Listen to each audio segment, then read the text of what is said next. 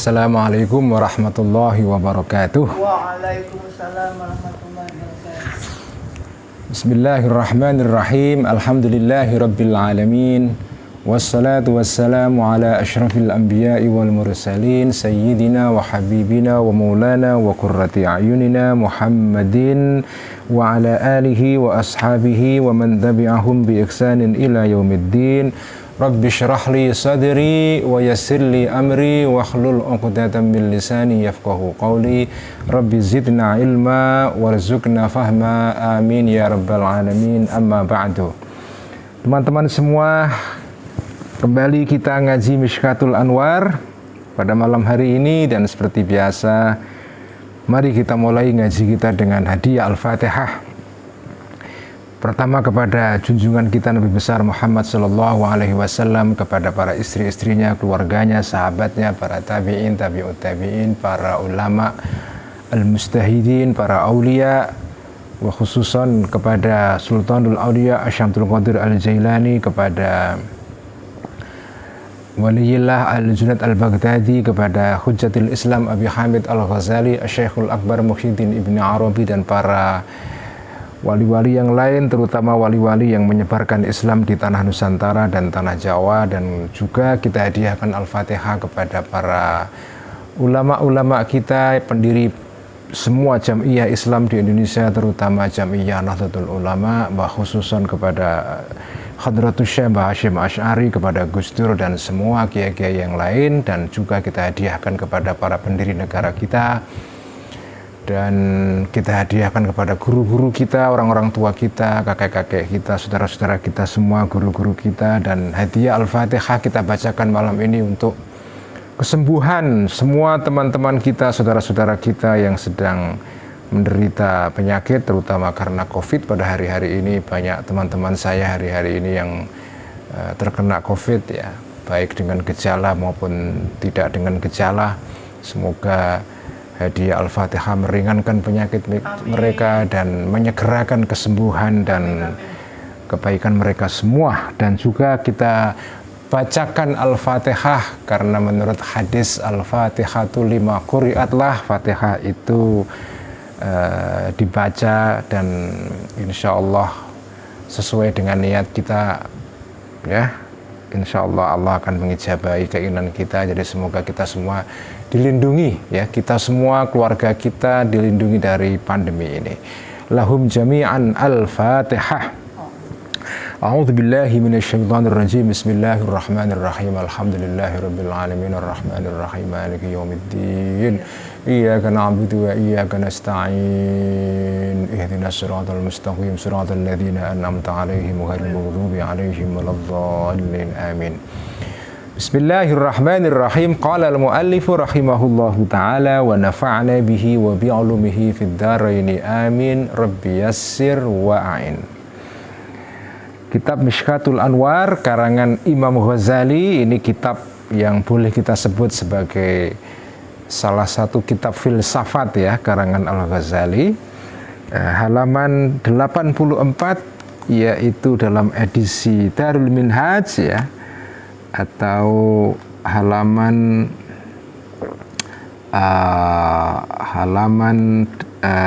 67 di dalam edisi Abul Ala Afifi, ya. Wa ikhsa'u tilkal amthilati yastad'i istiqsa'a jami'i mawjudatil alamina bi asriha, atau bi mawjudatil alamaini bi asriha, walan tafi bihil quwwatul basyariyatu wa mattasa'a li fahmihil quwwatul basyariyatu fala tafi bi syarhihi al-a'marul qasiratu. Jadi pada minggu yang lalu diterangkan, ya, teori mengenai metafor dalam dalam ajaran Imam Ghazali, cara bagaimana perlambang, ya, pasemon atau perlambang itu terjadi, bagaimana cara membuatnya. Minggu yang lalu diterangkan bahwa, ya, seperti sudah kita baca, ya, mau kita ulang kembali supaya nyambung dengan pelajaran, ya, dengan bacaan kita malam ini, ya. Jadi kemarin diterangkan, ya, dari awal. Jadi dunia alam itu, realitas itu dua tingkat, ya. alam itu ada alamul malakut, ada alamul syahadah, alamul mulk dan alamul malakut. Alamul syahadah, alamul ghaib. Ada alam material yang kelihatan di mana kita berada di situ sekarang ini. Jadi kita sekarang ini hidup di dalam alam materi yang disebut dengan alam jasmani ya. Nah, ada alam di balik alam jasmani yaitu alam ruhani. Nah, minggu yang lalu diterangkan bahwa setiap hal yang ada di dalam alam jasmani ini itu adalah mithalun, perlambang bagi sesuatu yang ada dalam alam rohani. Jadi semua hal yang ada dalam alam jasmani ini itu adalah perlambang, itu adalah simbol, itu adalah tanda, kayak tanda apa ya dalam lalu lintas itu ya, ya ini rambu-rambu lalu lintas ya. Jadi kan kalau naik mobil atau naik motor ya di jalan kan lihat rambu-rambu. Ada rambu yang bentuknya apa ya, ada petunjuk yang mengarah ke kanan. Oh, itu artinya adalah belok kanan, boleh langsung misalnya. Ada rambu yang merah ya, disilang ya. Oh, itu artinya kita nggak boleh lewat jalan situ. Setiap tanda itu punya makna, ya kan? Setiap tanda itu punya makna. Nah, rambu-rambu itu namanya mithal. Ya, mithal itu namanya perlambang, pasemon ya. Setiap perlambang itu punya makna di baliknya. Nah, alam jasmani ini itu kan di dalamnya ada banyak hal di sini. Ada benda-benda, ada macam, ada matahari, rembulan, bintang-bintang, ada mendung, ada gunung, ada pepohonan, ada hutan, ada air, ada gunung, ada sungai, ada macam-macam, ada rumah, ada pisau, ada buah-buahan, ada pohon, ada daun, ada bunga, segala hal yang ada di dalam alam jasmani ini menurut Imam Ghazali itu seperti rambu-rambu lalu lintas. Itu adalah mithalun ya. Itu adalah rambu-rambu, di baliknya itu ada makna. Ada makna. Nah, makna yang ada di balik rambu-rambu ini itu bertingkat-tingkat ya, bertingkat-tingkat. Mulai dari makna yang sifatnya lahiriah. Misalnya, contoh saja misalnya ya, jenengan misalnya punya buah apel, ya, buah apel. Buah apel itu namanya mithal, itu rambu-rambu, itu tanda, ya, itu perlambang. Nah, di balik perlambang ini ada makna, ada sesuatu. Nah, sesuatu itu di sini macam-macam. Dari sesuatu yang sifatnya itu adalah lahiriah, ya, misalnya di balik buah apel itu ada sesuatu.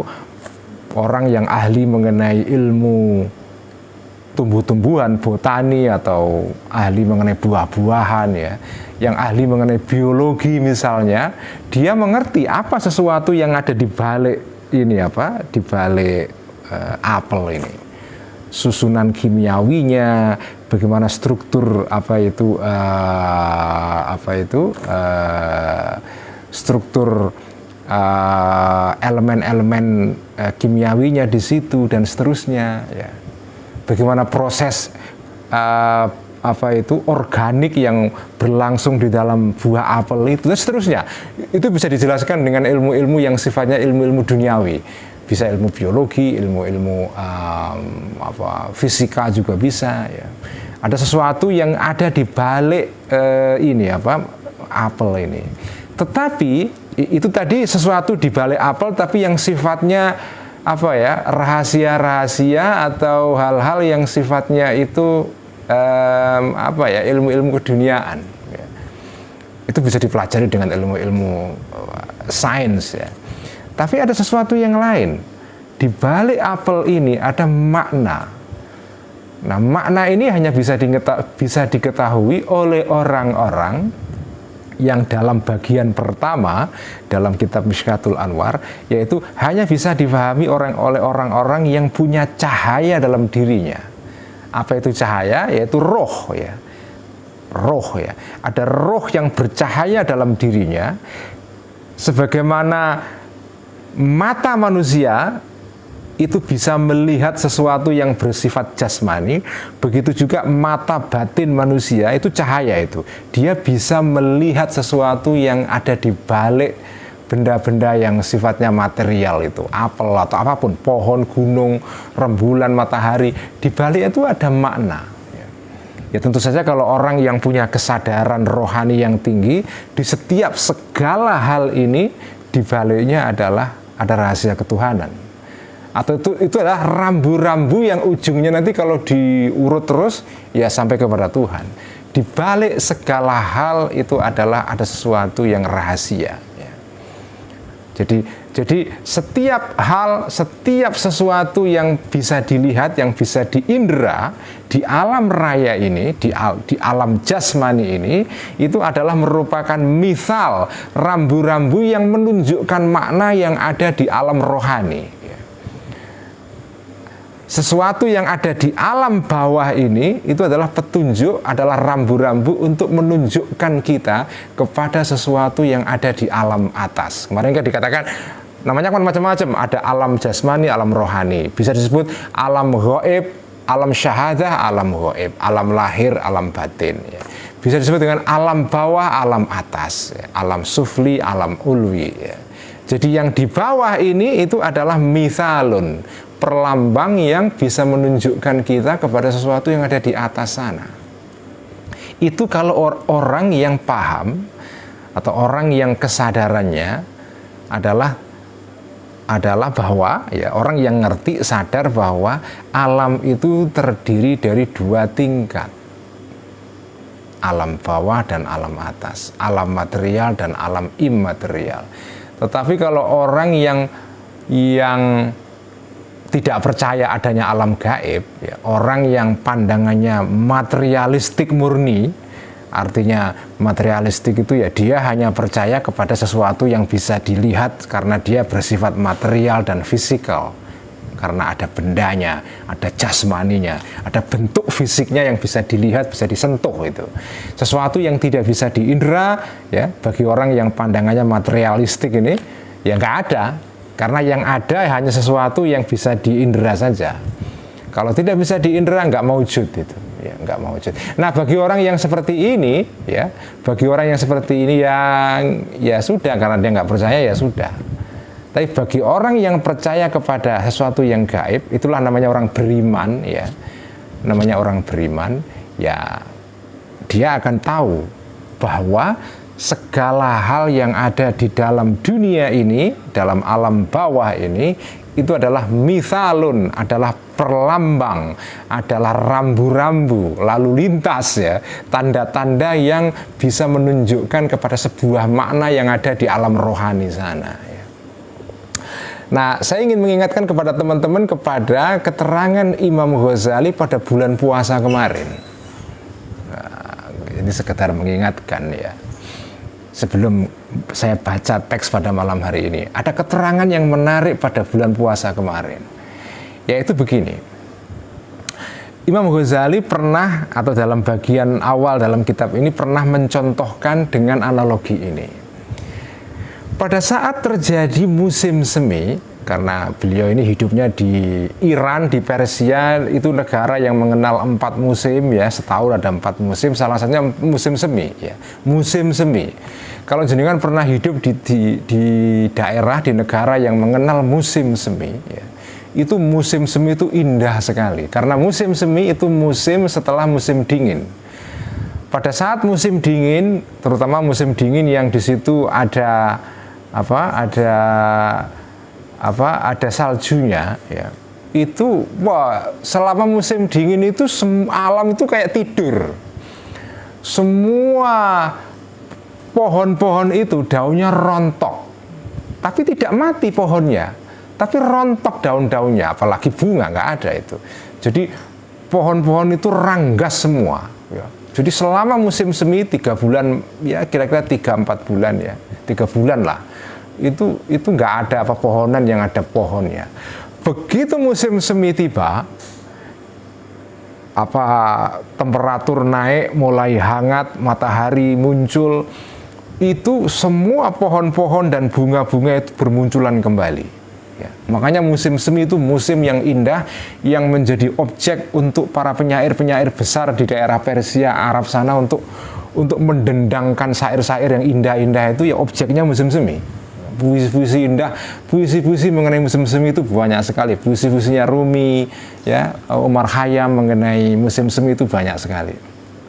Nah, Al-Ghazali mengatakan kemarin begini, pada saat kalau ada orang mengalami musim semi, kemudian dia berada di sebuah taman, di siang hari langit cerah, matahari bersinar. Ya. Ketika orang ini melihat taman itu ada dua kemungkinan. Ada orang yang ketika di taman pada saat musim semi melihat keindahan taman itu, dia terpukau kepada bunga-bunga, pohon-pohon dan daun-daunan, rerumputan dan pokoknya keindahan alam itu ya. Dia melihat bunga-bunga yang begitu indah ya. Nah, orang ini tidak sadar ya.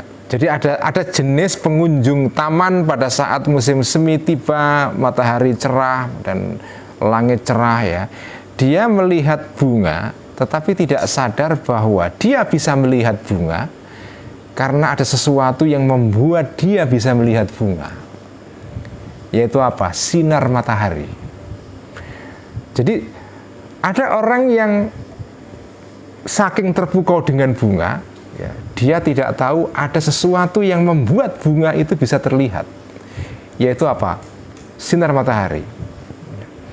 Karena begitu sinar matahari itu tidak ada, ya bunga-bunga dan keindahan taman itu nggak bisa dilihat ya.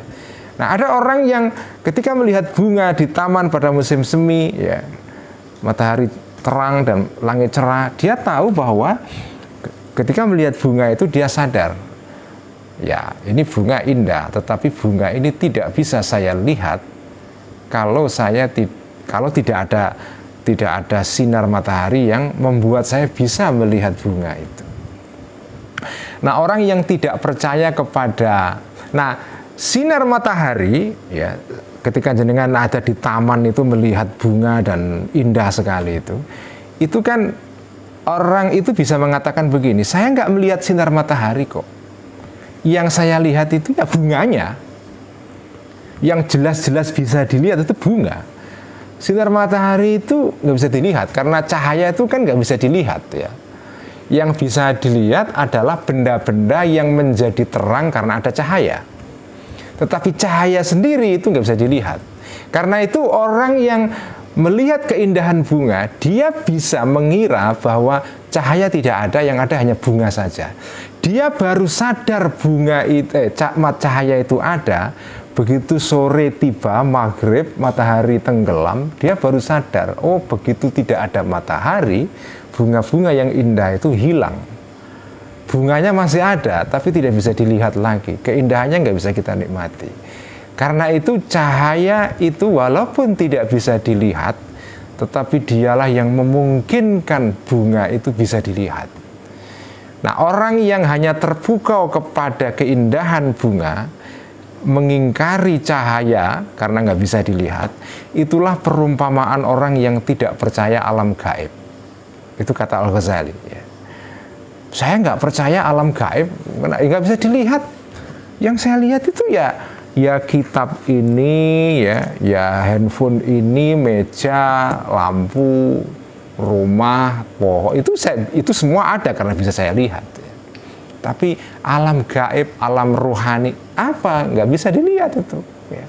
Nggak bisa dilihat dengan teleskop, ya, dengan mikroskop, ya, dengan nanoskop, atau sekarang kan banyak alat-alat untuk bisa membuat kita melihat benda-benda yang paling kecil sekalipun ya. Tapi namanya alam rohani kan nggak bisa dilihat. Saya nggak percaya. Nah, orang seperti ini, kata Al-Ghazali, itu seperti orang yang ada di taman pada saat musim semi melihat keindahan bunga dan dia tidak percaya ada cahaya. Yang saya lihat hanya bunga saja. Saya nggak lihat cahaya. Cahaya nggak ada. Itulah perumpamaan orang yang tidak percaya alam gaib ya. Nah, kita sekarang ini ketika berbicara mengenai teori metafor dalam ajaran Al-Ghazali, kita bisa berbicara ini hanya dengan orang yang beriman. Kalau jenengan memutuskan tidak beriman, ya monggo silakan saja. Kalau jenengan nggak percaya cahaya, ya hanya percaya kepada benda-benda yang bisa dilihat, ya. Walaupun benda-benda itu hanya bisa dilihat karena ada cahaya, monggo saja, karena itu kan faman syaa falyu'min wa man syaa falyakfur. Kalau mau beriman monggo, tidak juga monggo, nggak ada paksaan itu. Cuma keterangan kitab Mishkatul Anwar pada bagian ini itu hanya relevan kepada orang-orang yang percaya kepada alam dua tingkat tadi itu, ya, dua tier, ya, ada apa? Ada dua lapis, ya. Ada alam tingkat pertama, alam bawah, ada alam tingkat kedua, alam atas, ada alam jasmani atau alam rohani. Nah, setiap benda dalam alam jasmani itu adalah tanda misal untuk semua, untuk hal-hal yang ada dalam alam rohani itu. Setiap sesuatu yang bisa dilihat itu adalah punya makna di baliknya. Ya. Nah, sekarang kita baca kitab Mishkat halaman 84, ya.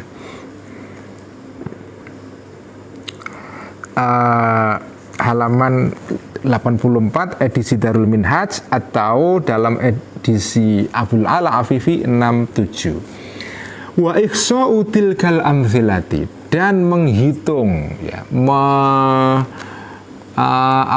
menghitung semua misal-misal itu, ya. Tadi kan dikatakan setiap benda yang ada di dunia fisik ini itu adalah misal.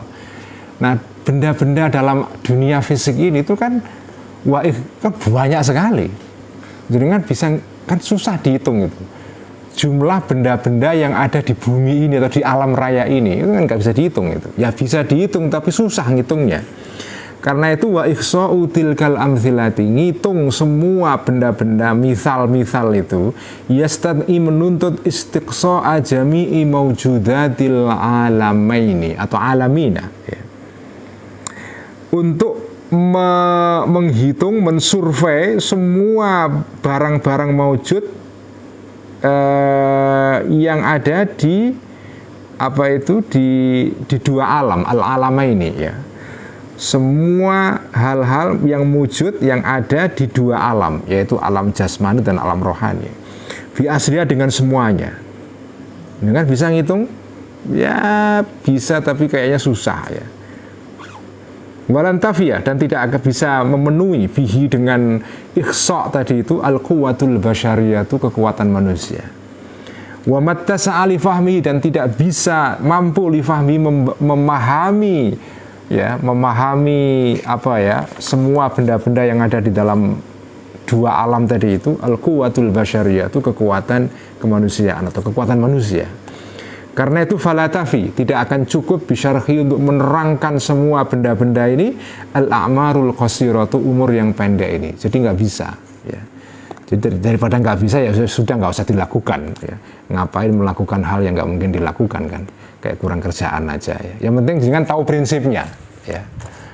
Tahu prinsipnya, ya. Prinsipnya adalah setiap benda yang kelihatan, yang material, yang punya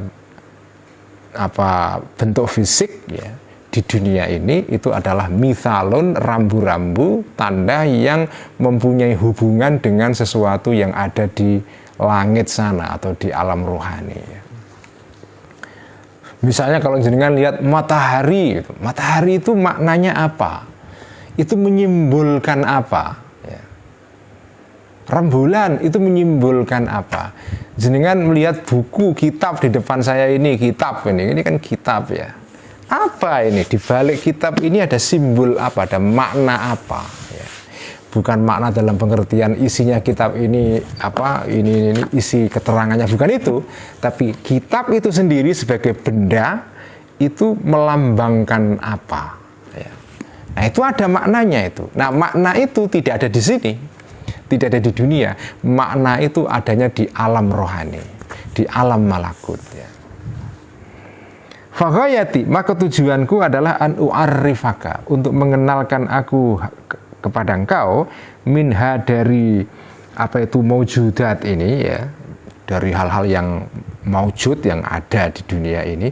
Unmudzajan contoh atau paradigma. Unmudzajan paradigma. Paradigma itu artinya kan contoh. Paradigma itu cetakan. Ya. Ada orang bilang paradigma. Paradigma itu apa? Ini waktu saya kecil di kampung itu, tetangga saya banyak yang bikin batu bata. Ya. Ya, pernah lihat orang bikin batu bata itu dari tanah liat ya, diaduk, kemudian, nah sebelum batu bata itu kan setelah adukan tanah liat itu, ya itu kan dicetak ya. Cetakannya berupa apa? Biasanya kayu persegi gitu kan, kayu itu ada 2. Kemudian ya itu dulu tetangga saya banyak sekali yang bikin batu bata waktu saya kecil itu. Nah cetakan batu bata itu namanya unmudzaj, namanya paradigma. Ya. Paradigma itu hanya cetakan yang bisa jadi cetakannya satu, cetakannya itu kan kayu persegi ya, ada 2 lubang di situ. Cetakan yang satu ini bisa melahirkan batu bata yang banyak sekali. Itulah namanya paradigma, sesuatu yang satu tapi dia bisa melahirkan banyak hal yang sesuai dengan model cetakan ini ya. Itu namanya paradigma. Itulah dalam bahasa Arab namanya unmudzaj ya. Nah, yang saya mau terangkan di sini, wahai para santrinya Imam Ghazali ya, malam ini, itu saya ingin saya tidak mau menerangkan semua batu bata, karena batu bata itu nggak terhitung. Ngapain? Saya terangkan cetakannya saja. Yang penting jangan tahu cetakannya, unmudzajnya. Dengan memahami cetakannya ini, paradigmanya ini, nanti akan bisa dikiaskan itu. Tinggal diterapkan untuk semua batu bata ya. Asal ngerti proses mencetaknya dan cetakannya, jenengan akan paham. Nah, itu namanya berpikir deduktif itu kan. Berpikir deduktif ya. Berpikir deduktif itu artinya berpikir dari sesuatu yang sifatnya tadi itu unmudzaj ya, paradigma, sesuatu yang sifatnya umum ya, umum, abstrak ya. Nah, dari sana kemudian baru turun ke sesuatu yang sifatnya juz'i, dari yang kulli, universal, ke yang juz'i, yang partikular ya. Cetakan itu namanya kulli ya. Masing-masing batu bata yang lahir dari cetakan itu namanya sesuatu yang juz'i, yang partikular.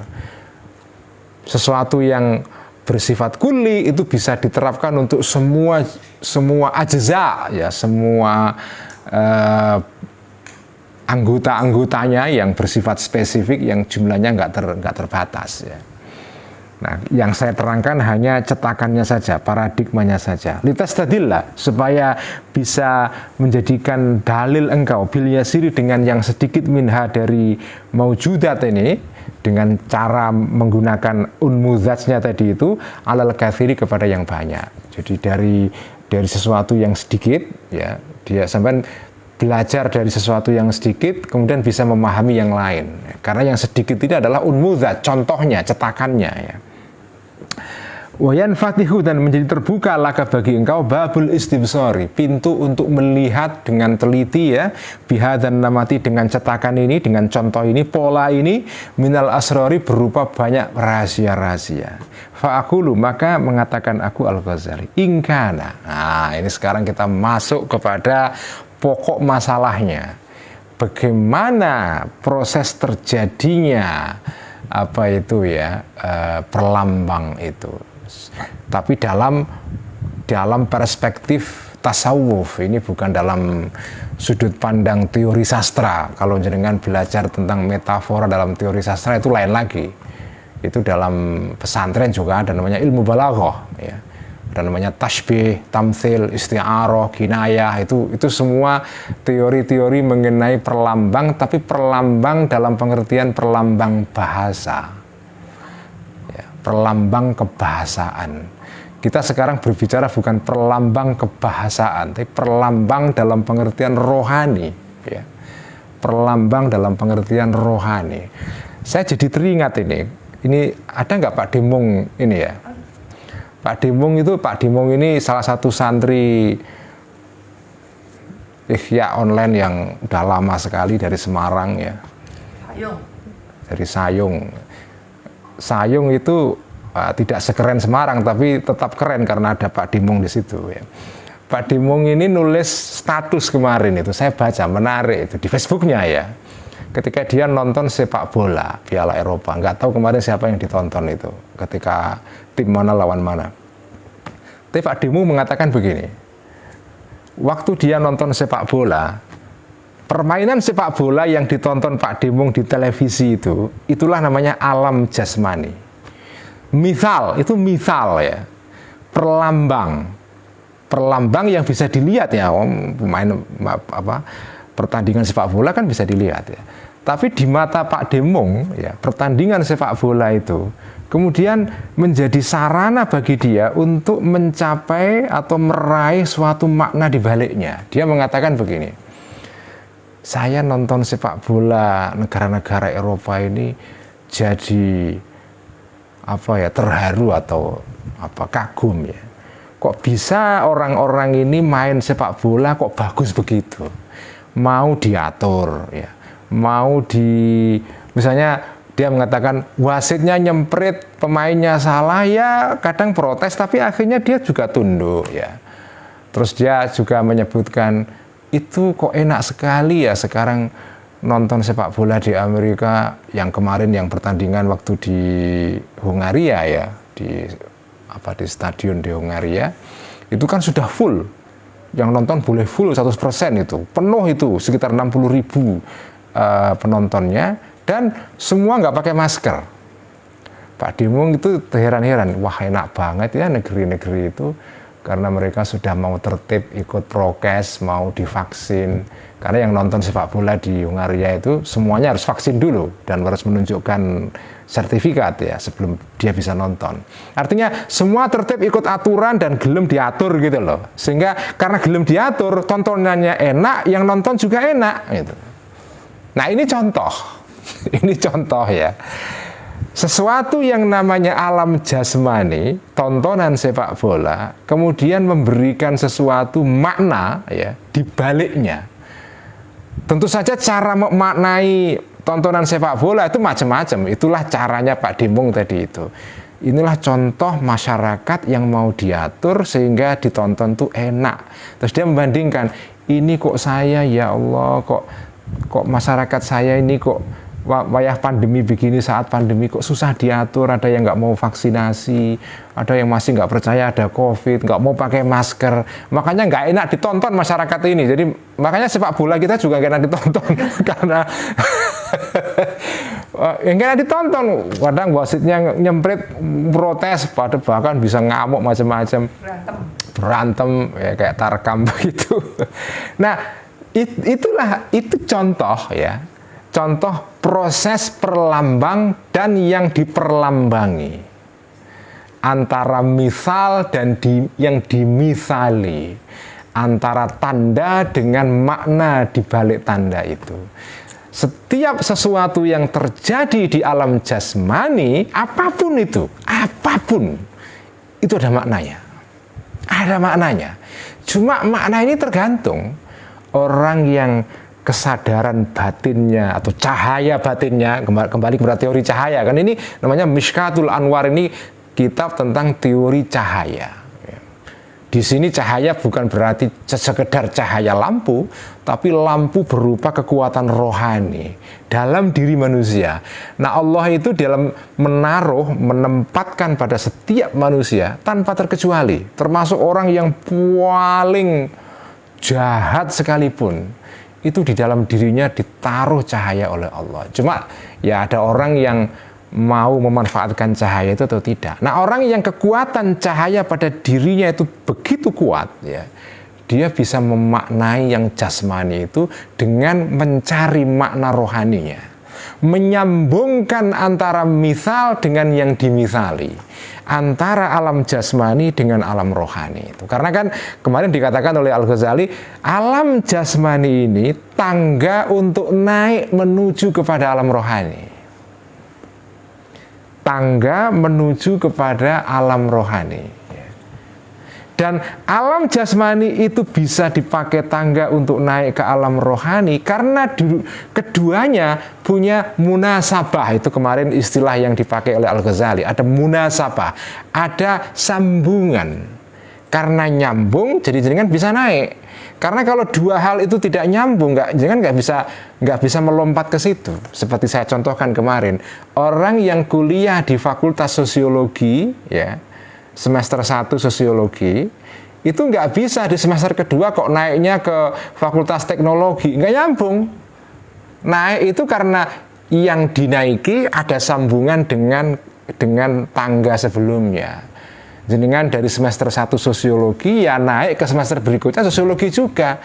Kalau ada mahasiswa, kalau ada universitas, mahasiswanya yang kuliah di Fakultas Sosiologi kok naik ke Fakultas MIPA, itu fakultas itu ya perguruan tinggi aneh aja.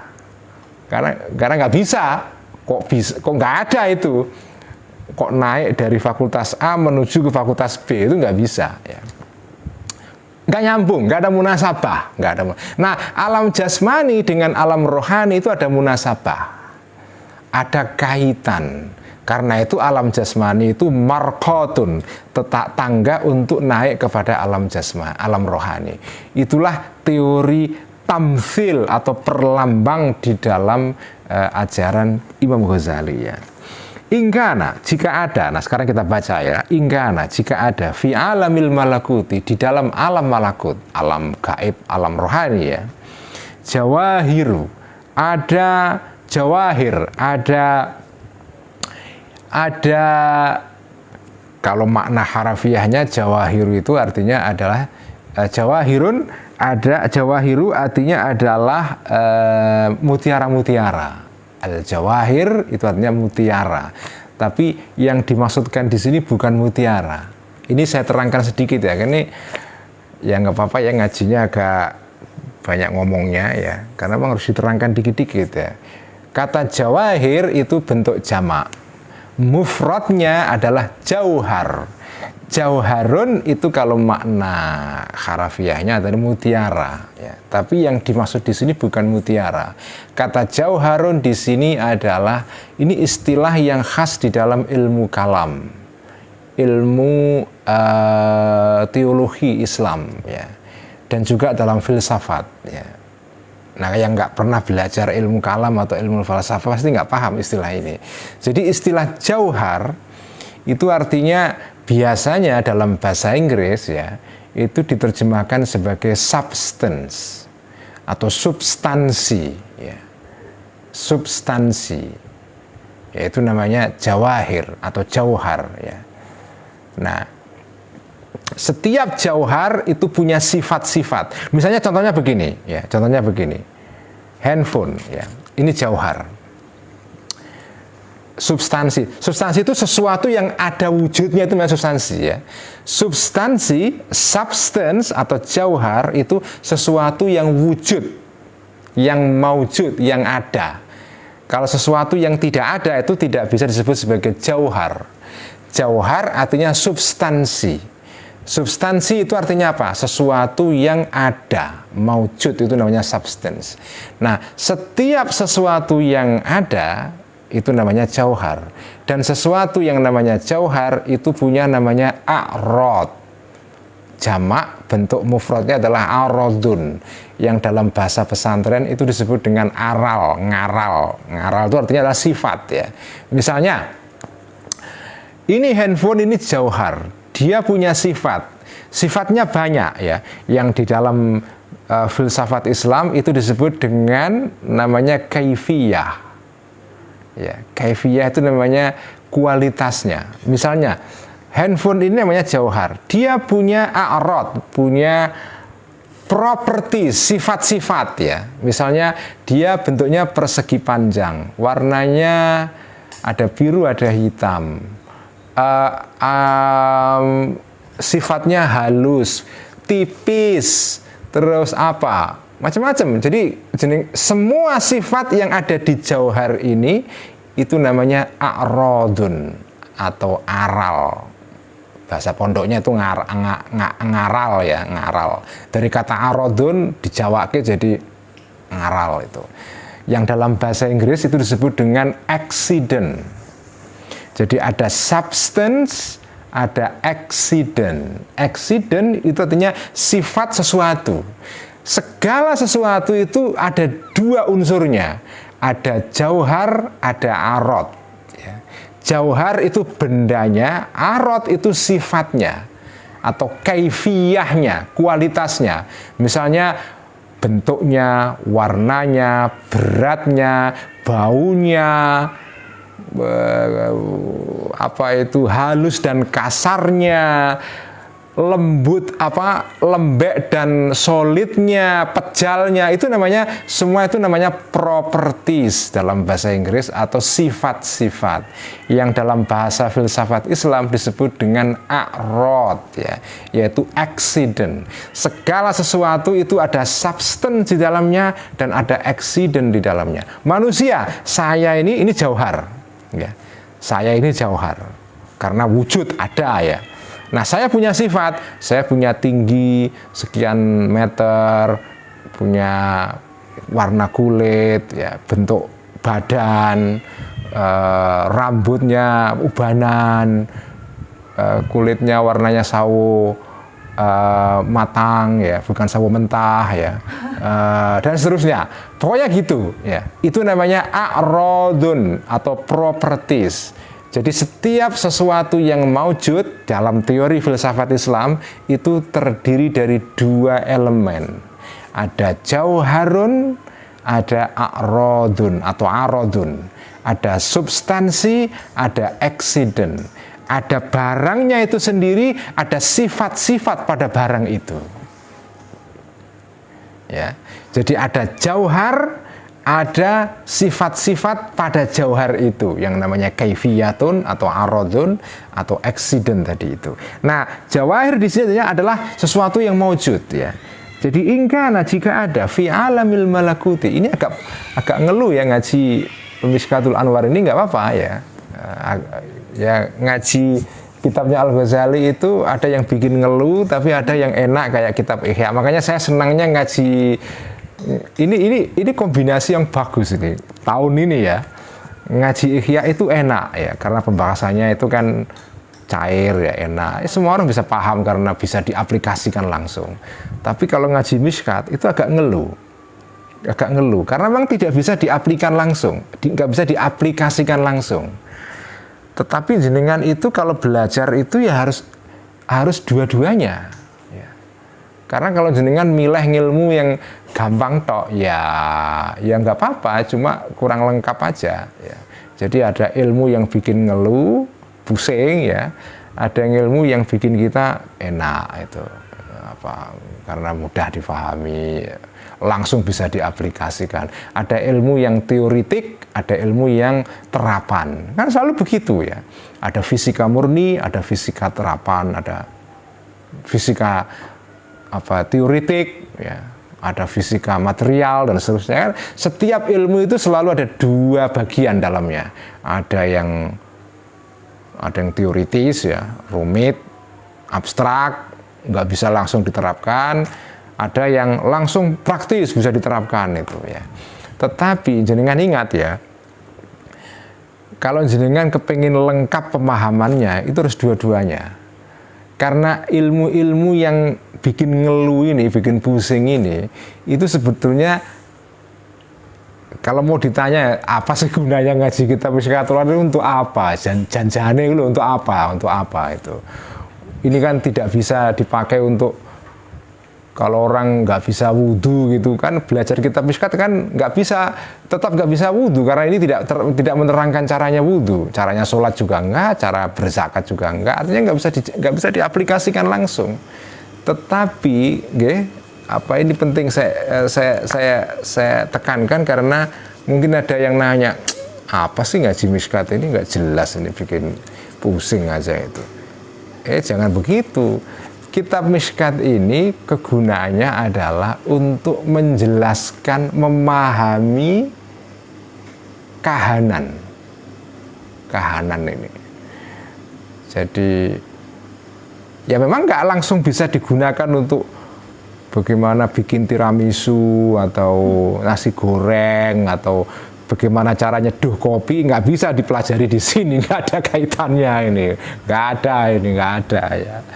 Tetapi nak jenengan belajar Mishkatul Anwar ini jenengan punya perspektif. Nah, ini kata kuncinya. Jenengan punya perspektif, cara memandang sesuatu, segala sesuatu, ya kopi, ya tiramisu, ya apa, semua hal, ya permainan sepak bola, ya kehidupan sehari-hari, peristiwa-peristiwa, apapun itu. Kalau jenengan punya ini, itu punya perspektif. Nah, kalau jenengan sudah punya perspektif, itu nanti melihat segala hal itu ngerti duduk soalnya. Oh, begitu ya. Oh, ini janjiannya begini. Oh, ini begini. Oh, ini begini. Oh, ini begini.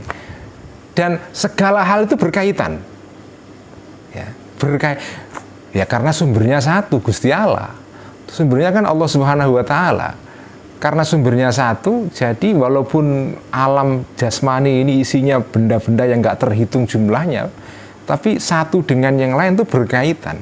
Tetapi keterkaitan ini nggak bisa dilihat oleh orang yang tidak punya perspektif. Nah, itulah gunanya kita Mishkatul Anwar di situ. Ya, ilmu kahanan. Kalau mau bahasa kerennya itu ilmu ontologi. Ya. Ilmu kahanan. Jadi kahanan itu apa ya? Kahanan ya sesuatu yang maujud ini, sesuatu yang maujud semuanya itu namanya kahanan. Ya, kahanan itu yaitu sesuatu yang ada, ya, kahanan itu. Nah, jenengan bisa punya perspektif untuk memahami segala hal itu. Nah, kalau jenengan paham, itu hidup itu enak. Nah, hidup enak itu kan penting, ya kan? Hidup enak itu kan penting. Penting itu hidup enak itu. Hidup enak itu apa ya? Enak itu definisinya. Enak itu macam-macam, bisa enak itu karena duitnya banyak, beli apa saja bisa, tapi bukan enak dalam pengertian itu. Yaitu enak juga, tapi ini enak yang dangkal itu. Enak itu artinya adalah jenengan paham tentang kehidupan, tentang kahanan itu. Memang nggak punya duit banyak, tapi dia paham, ya, paham. Jadi nggak punya duit juga ya sedih, cuma nggak sedih-sedih amat juga.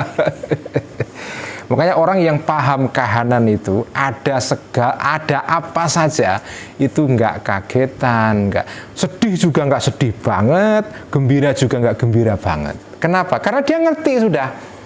Ya buat apa gembira sampai ekstrim? Wong ya begitu-begitu saja. Atau misalnya sedih, buat apa sedih sampai berlarut-larut? Buat apa? Wong ya ini kan peristiwa ini kan ya hanya sementara saja. Misalnya begitu ya. Jadi karena dia mengerti kahanan ini, bagaimana letak kahanan ini di mana letaknya kalau dikaitkan dengan kahanan yang ini ya. Jadi tahu perspektif itu. Oh, ini begini. Jadi kalau terjadi begini nggak kaget. Kalaupun terjadi begini yang membuat dia gembira, gembiranya juga ya gembira secukupnya ya. Secukupnya ya. Jadi itulah gunanya kitab Mishkatul Anwar ya. Jadi ingkana jika ada fi alamil malakuti, di alam malakut, alam sana, alam rohani, jawahiru, ada jauhar, ada hal-hal yang maujud ya. Nuraniyatun, yang bersifat cahaya. Jadi hal maujud tapi yang berupa cahaya, bukan berupa sesuatu yang fisik kayak handphone ini enggak ya. Tapi berupa cahaya, jadi abstrak, tapi dia berupa cahaya, tapi dia maujud, ya, maujud. Syarifatun yang mulia, aliyatun yang tinggi, yu'abbaru anha yang disebut ya, bil malaikati dengan malaikat. Malaikat itu kan tempatnya di alam rohani, nah, ya kan? Itulah malaikat. Malaikat itu tinggalnya di alam rohani, bukan di alam sini ya. Minha, dari malaikat-malaikat ini, dari jawahir nuroniyah ini, benda-benda yang bercahaya ini ya, tafidu atau tufidu ya, mengalir, atau dalam bahasa filsafat itu mengemanasi. Emanasi itu apa? Ya apa ya? Emanasi itu apa ya bahasa kalau dijawakan atau disundakan itu mengalir. Tafidu itu atau tufidu itu kalau makna harafiahnya, jenengan punya gelas ini, kemudian jenengan ngisi air sampai, kalau bahasanya Kiai Akrom ini, ada Kiai Akrom ini ya, terus momplang, nggak tahu ini bahasa mana, momplang, bahasa Brebes itu kayaknya ya. Maksudnya penuh sekali, momplang ya, sampai tumpah. Itu namanya tufidu, itu begitu. Makanya dari kata tufidu atau fadho yafidu itu masdarnya fayadon. Fayadon itu banjir. Banjir itu apa? Ya air yang tumpah, ya kan? Air tumpah, ya. Itu namanya fayadon. Makanya tufidu itu artinya tumpah. Atau dalam bahasa filsafat itu sering diterjemahkan sebagai emanasi, sesuatu yang mengemanasi, tumpah ya. Malaikat ini menumpahkan al-anwaru cahaya, karena dia penuh dengan cahaya sampai cahaya itu tumpah ya. Nah, tumpah kemana? Alal arwahil basyariyati, kepada jiwa-jiwa manusia. Jadi jiwa manusia yang bercahaya, cahaya jiwa manusia itu tumpahan dari cahaya malaikat itu. Menarik sekali ini ya. Inilah ilmunya Imam Ghazali ini. Jadi kalau ada cahaya pada diri manusia, cahaya yang ada di jenengan itu adalah banjir cahaya yang tumpah dari malaikat sana, dari alam rohani terus turun ke sampean itu. Wali asliha, dan karena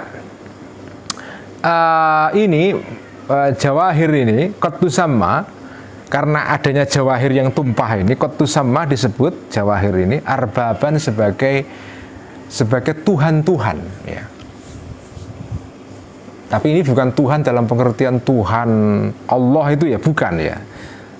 Tuhan-Tuhan itu ya kalau dalam bahasa orang Hindu itu ya dewa-dewa ya. Dewa-dewa.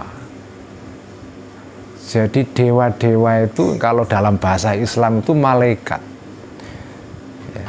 Jadi ada dewa yang paling tinggi, itulah Allah ya.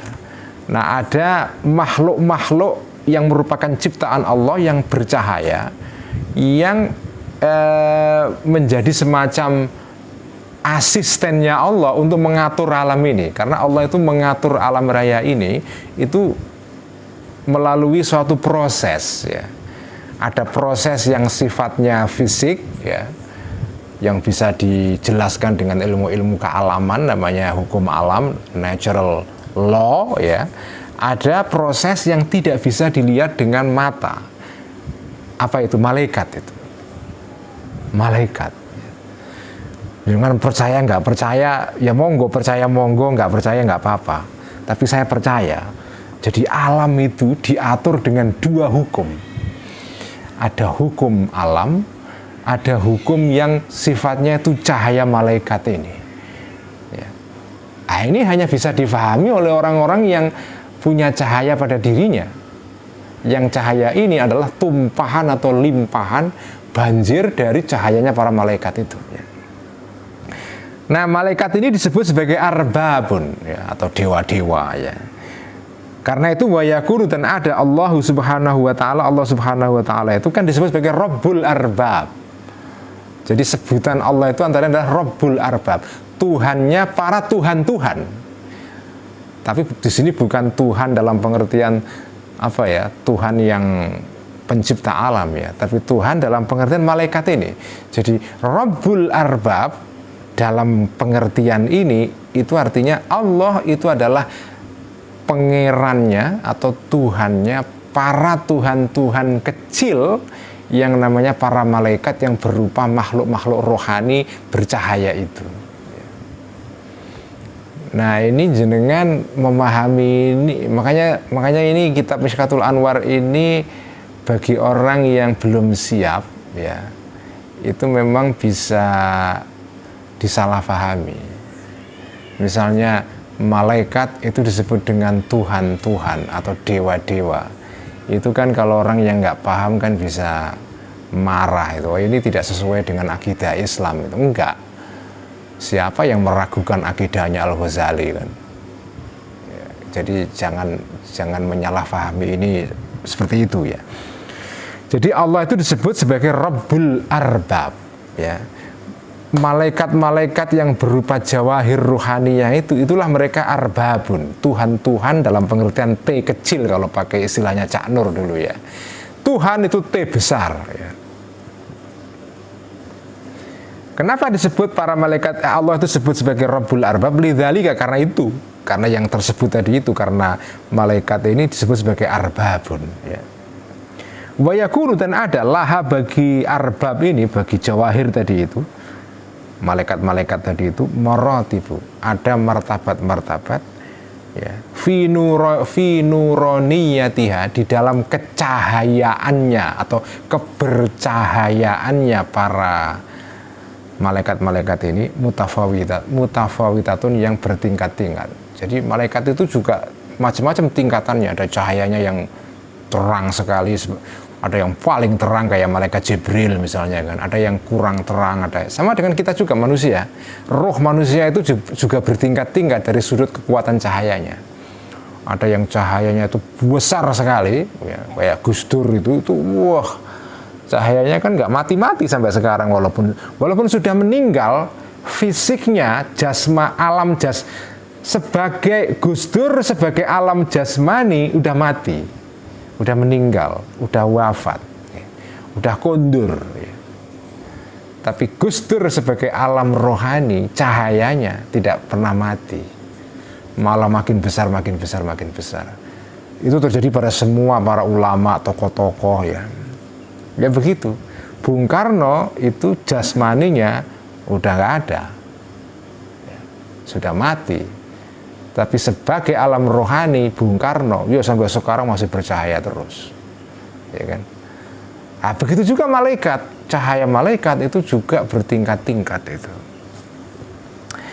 Nah, karena begitu maka fabil hari, maka cocoklah ya, an yakuna, ada misaluha, contohnya malaikat-malaikat ini atau maujudat nuroniyah tadi itu, atau jawahir nuroniyah tadi itu, min alamis syahadati, dari alam syahadah ini, asyamsu adalah, atau asyamsa ya, matahari, wal qamara, dan rembulan, wal kawakiba, dan bintang-bintang.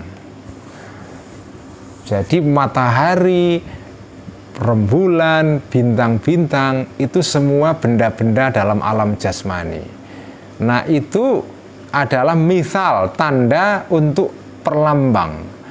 Apa makna di balik perlambang itu? Matahari itu kira-kira itu perlambang malaikat di alam rohani sana yang cahayanya kuat sekali sampai menyinari banyak benda-benda dalam alam raya ini itu ya. Itulah contoh, itulah bagaimana cara memahami perlambang itu begitu. Nah, nanti ilmu seperti ini nanti dipakai juga di dalam cara menafsirkan mimpi. Dalam Islam itu, dalam sejarah peradaban pemikiran Islam zaman dulu itu ada satu ilmu yang namanya ilmu ta'birur ru'ya, ilmu untuk menafsir mimpi. Kalau jenengan misalnya dalam mimpi kok melihat matahari, itu maknanya apa? Melihat bintang, maknanya apa? Melihat matahari, itu maknanya apa? Melihat pohon, maknanya apa? Itu ada maknanya, ada takbirnya, ada interpretasinya, ya, ada keterangannya itu. Nah, ini sebagian dari apa yang ditulis di dalam kitab Mishkatul Anwar ini bisa menjadi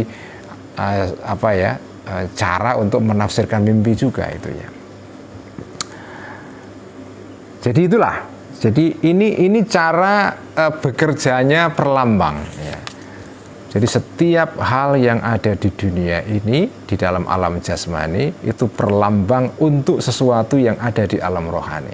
Matahari dalam hal ini itu perlambang untuk para malaikat. Matahari, rembulan, bintang-bintang itu perlambang untuk malaikat-malaikat yang ada di alam rohani. Nah, malaikat yang paling terang cahayanya itu seperti matahari. Malaikat yang cahayanya agak kurang terang itu seperti rembulan. Yang agak kurang terang lagi itu seperti bintang-bintang, dan seterusnya. Bintang-bintang pun juga ada yang bintang-bintang yang cahayanya sangat terang sekali misalnya ya. bintang kejora itu terang sekali, yang bersinar terus kan sepanjang malam misalnya. Ada yang sinarnya kecil sekali. Malaikat juga begitu, ada malaikat yang sinarnya kecil ya. Dan sama juga manusia juga begitu, sinar cahaya jiwa manusia itu ada yang seperti matahari, ada yang seperti rembulan, ada yang seperti bintang-bintang dan seterusnya. Nah, itulah teori tentang metafora, tapi ini baru tahap pertama ya. Ini masih panjang perjalanan kita ini. Kita nikmati saja, ngajinya pelan-pelan ya. Dan sekaligus supaya menyertai kitab Ihya. Jadi kalau malam Rabu kita pusing, ngeluh, nanti malam Jumat kita santai karena ngaji Ihya itu lebih enak ya. Jadi kalau ngaji Mishkatul Anwar tok, sebaiknya disertai ya. Jangan hanya Mishkatul Anwar tok, tapi disertai dengan kitab Ihya. Supaya ada keseimbangan antara ngeluh dan tidak ngeluh ya. Biar seimbang itu. Sekian ngaji Mishkatul Anwar malam ini, kita teruskan minggu depan. Mari kita tutup dengan bacaan sholawat tibbil qulub sambil diniati untuk tombo dan perlindungan bagi kita dari pandemi sekarang ya. Allahumma salli ala sayyidina Muhammadin tibbil qulubi wa dawaiha wa afiyatil abdani wa shifaiha wa nuril absari wa dhiyaiha wa ala sahbihi wa sallim. Allahumma salli ala sayyidina Muhammadin tibbil qulubi wa dawaiha wa afiyatil abdani wa shifaiha wa nuril absari wa dhiyaiha wa ala alihi wa sahbihi wa sallim. Allahumma salli ala sayyidina Muhammadin tibbil qulubi wa dawaiha